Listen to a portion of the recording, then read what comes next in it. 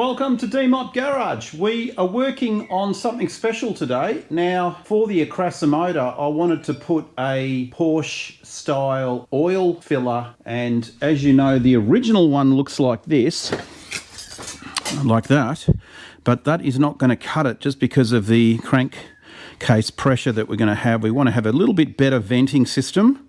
So, of course, the 356 Porsche ones that you can buy in Australia, they're about $500-600. So I'm going to make one from scratch. So come over, look in here and see.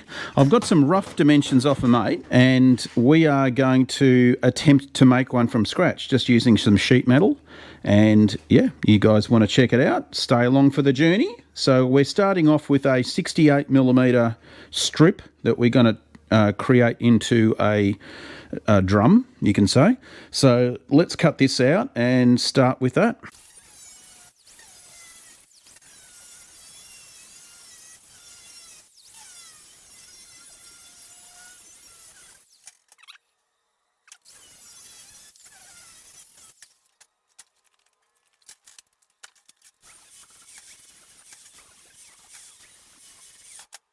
Okay, so we've got our strip. Now we're going to turn this into a pipe, a circle, whatever you want to call it. So let's see how we're going to do that. Oh, before we do that, we need to check what the dimensions are. So we are looking at 72. We want a diameter of 72, and I can show you there. That's what we're looking at, 72. We're in millimetres around here, so sorry for the American folk.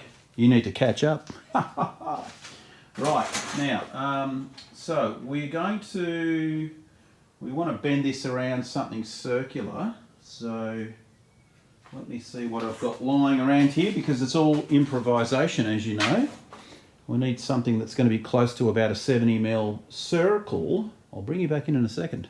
Okay, so all I've done, I just used a pipe that I had outside and just wrapped the steel around it, and now all I've got to do is tack that together, and then we'll get our circle sorted out.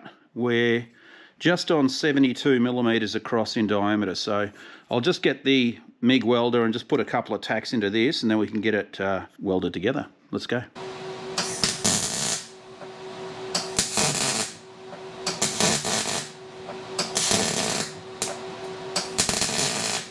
We'll go and grind this back and see how we go.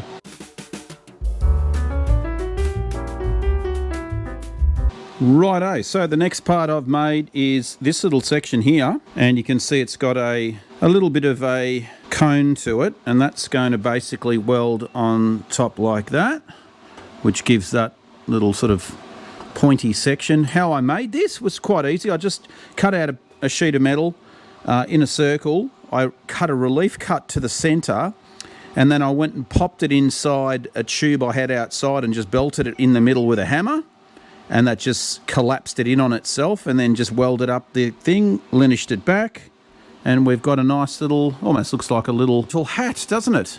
There you go.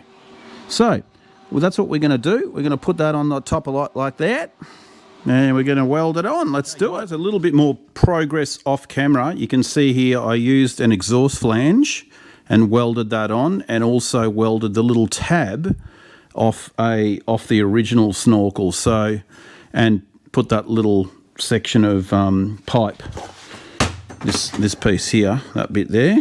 And if we come and take it over to our mock-up 36 motor, you can see here that as she bolts in, perfect, look at that. So, and then you've got your little screw in here too. And obviously that flange is just a fake flange, it's not going to be used for anything, so just to give it the period correctness. That bit's all done. We've got to add the snorkel down through here, and then we've got to make the top and the clip on the side of it and the hinge. So yeah, let's keep going. Okay guys, so what we have done also, just off camera, is I've welded on our snorkel that's going to run down under. Needs a bit of a clean up, but I had to do a couple of extra bends in it, and I just used another, I'll show you how this fits onto the mock-up motor, which we've got here. So that's going to live like that. You can see where it's picking up the factory spot where the front tinware is going to be on, and then the pipe runs down underneath and exits. So that part's done, and you know, tried to make it look obviously factory, which would have been on the 356, and we've also welded the little tab on. And the next thing we've got to do now, I've just cleaned up the inside of it in there, got to do a little bit more. We've got to put the baffles. Now there's 3 baffles that go in this. I got some dimensions off Sebastian in Germany and Josh in Australia, which has helped out tremendously. These are going to be the 2 baffles that are going to go inside. I've just roughly chopped out some circles. I just use that as a template. It's not accurate, but you know, we're going to take these outside and I'm going to show you how we're going to make them into a cone shape, and then we're going to weld up that little wedge. So grab ourselves a hammer and let's go. So you can see I just place it on top of this thing and give it a tap. It's not 100% accurate. You know, trying to do it one hand, it's not going to work. Stop rocking. You get the idea. And then all we do is we end up getting that little cone shape like we've done on that one, and then weld them on and call it good. All right, I'll bring you back in when they're done. Righto, so we have cut these little cones out. We've also put our little holes. I suppose there must be drainage holes or vent holes, but basically there's 2 of them. And what happens is we have to weld them inside or spot weld them, or I'm not sure what I'm going to do yet, but basically one lives in there like that, and then the other one lives on a slightly different angle a bit higher up. And then there's another baffle up on top, and then we put the lid on. So we'll get those guys tacked into position and then we can continue on. Okay, so we've gone and welded the first baffle in, you can see in there, and I've gone and obviously put the copper primer in there because we don't want things rusting. The second baffle, we actually locate it in the opposite direction like that. Now, what we don't want to happen is when you go to put oil in, you don't want it running outside on the outside breather down into the ground. So hence why you've got this part here blocked off and the 2 baffles over there. So this one will run the opposite direction so that it'll drain through these holes, then go into those holes. So this one's going to go in next, and we've just got to kind of position it in there, and then we can weld it in. It'll be closer to the top as well, so kind of like that. And then we've got one more baffle to put over the top of it, which I've still got to make. So let's get this one in and we'll keep going. Okay, so we have the top baffle welded in, primer. This is the top little section that just gets welded to the top of the cap, and that gets welded all the way around.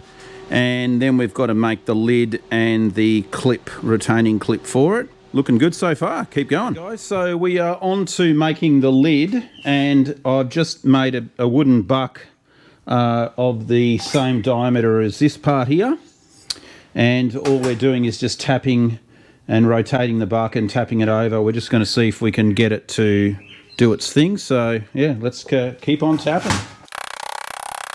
and keep rotating it,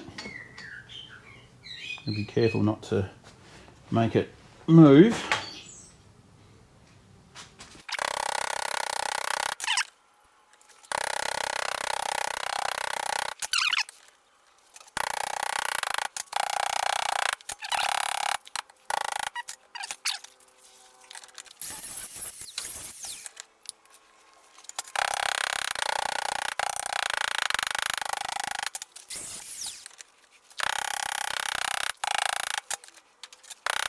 Yeah, I think this timber is not cutting it. I think we might have to use a bit of steel.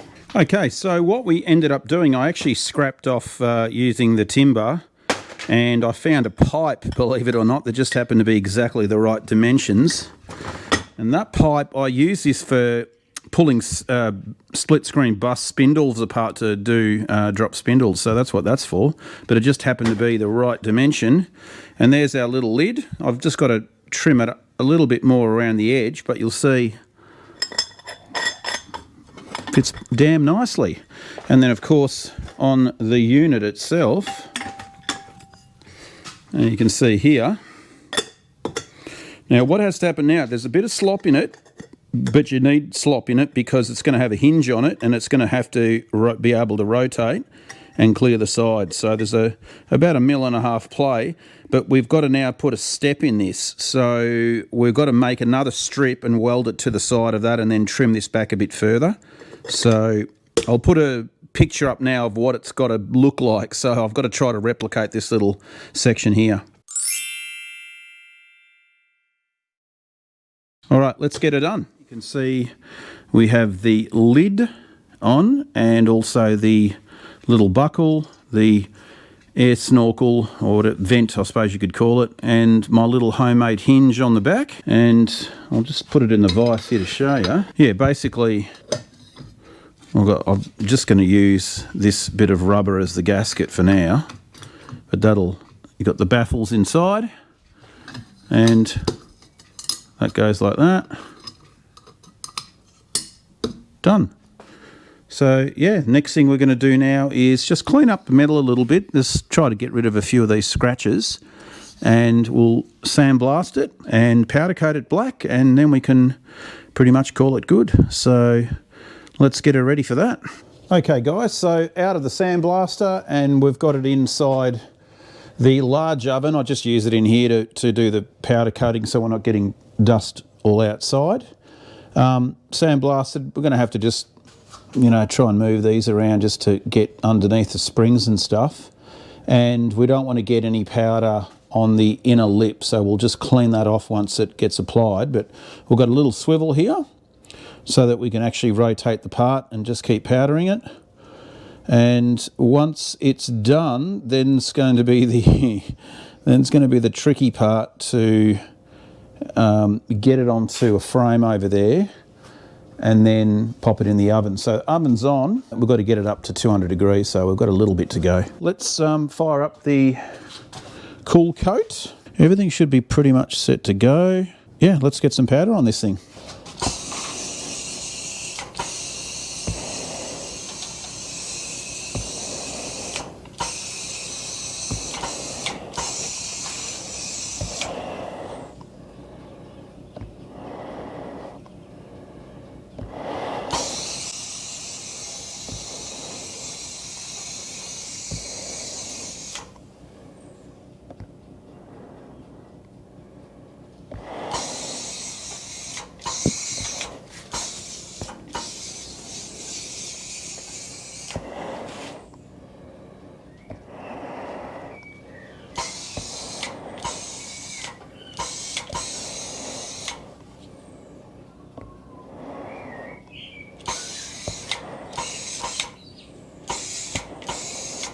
Okay guys, so there we go, out of the oven, and you can see, looks like I bought one, right? We'll take that up to Oven Boy's place and get it installed on the okrasa motor. But yeah, amazing. Came up really good. I've put the little gasket inside it too, and that is ready to rock and roll. All right, well, thanks again for checking this one out.